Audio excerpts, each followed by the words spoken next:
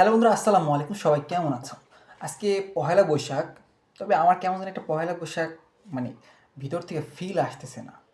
আমি যখন এর আগের কথা তোমাদের বলি, তখন আমাদের গ্রামের যে ছেলেপিলে আছে, যেহেতু আমি গ্রামের ছেলে, তখন আমরা মাথায় আজকে হয়তো এটা দেখছো, কিন্তু তখন হলুদ গামছা, গায়ে সাদা গেঞ্জি পরতাম। আমি বেশিরভাগ গেঞ্জি কিনি, মানে গেঞ্জি আমার বেশি পছন্দের বলতে পারো। সো এখন ইদানিং আমার শার্ট ভালো লাগে, তারপর আমি গেঞ্জি পরতে বেশি কমফোর্টেবল ফিল করি।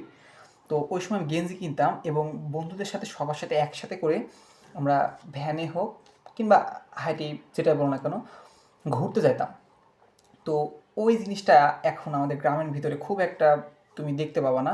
হ্যাঁ, আমি একটু আগে টিভি দেখছিলাম, তখন দেখলাম যে ঢাকা শহরে আয় অবস্থা, মানুষ শোভাযাত্রা পালন করতেছে, মানে যে যার মতো। তারপর অনেক দেখলাম যে ছায়া কি একটা অনুষ্ঠান দেখলাম, মানে ভোরের দিকে ওটা পালিত হচ্ছে।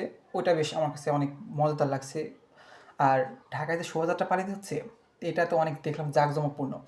আমি তোমার যখন ঢাকায় থাকি, তো এখন তো বাসায় আছি, পরীক্ষার ছুটি দিচ্ছে আমাকে এখন।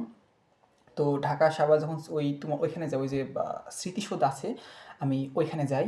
ওইখানে তখন আমি প্রায়ই যাই শুক্রবারের দিন।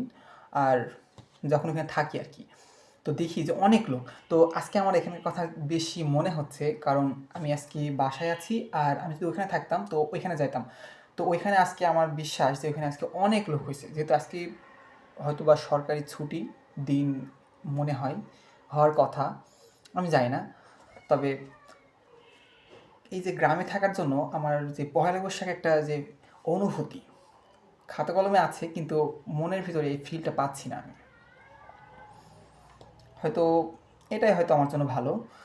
আর হ্যাঁ, অনেকজন এমন তো আছে যারা কাজ করে, ধরো আজকে তো হয়তো যারা সরকারি চাকরি করে তাদের ক্ষেত্রে ছুটি আছে, কিন্তু যারা দিনমজুরি, তারা তো প্রতিটা দিন তাদের কাজ করতেই হবে, তাই না? তো এটা নিয়ে কষ্ট পাওয়ার বা মন খারাপ করার কিচ্ছু নাই। আমরা যে যেখানে আছি, আলহামদুলিল্লাহ শুক্রিয়া আদায় করি। তো এটাই ছিল বলার। তোমার ভালো থেকো, সুস্থ থেকো, আল্লাহ হাফেজ।